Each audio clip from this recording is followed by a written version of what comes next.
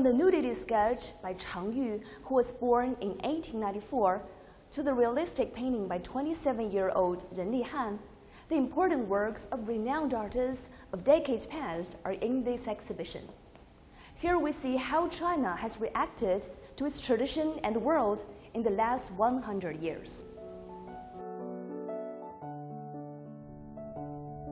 94 works of art, 45 artists. Ink paintings and oil, conceptual art, installations, and sculptures.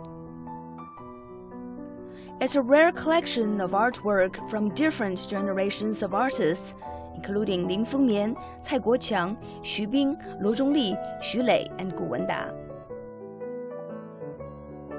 The exhibition traces the artists' attitudes and perspectives of Chinese tradition. When it comes to China's art, the traditions can be divided into 3 periods of history. The Song, Yuan, Ming, and Qing dynasties' literati and landscape paintings, the Shanghai and Lingnan schools formed between 1840 and the 1930s, and the visual art that emerged after the founding of the People's Republic of China in 1949. Tradition has always been rooted in China's artwork and daily life. The exhibition includes the 3 important periods of contemporary Chinese art, that is, from 1911 to 1949, from 1949 to 1978, and from 1978 to now.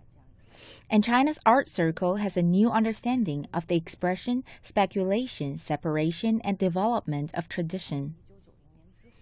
During this very special historical period, under such global circumstances, it's very meaningful to discuss this topic.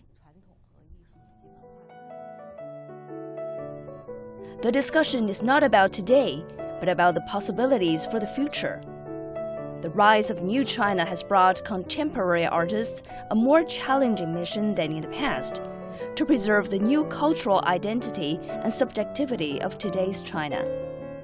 The exhibition runs until February the 21st, 2021. Yang Ran, CGTN.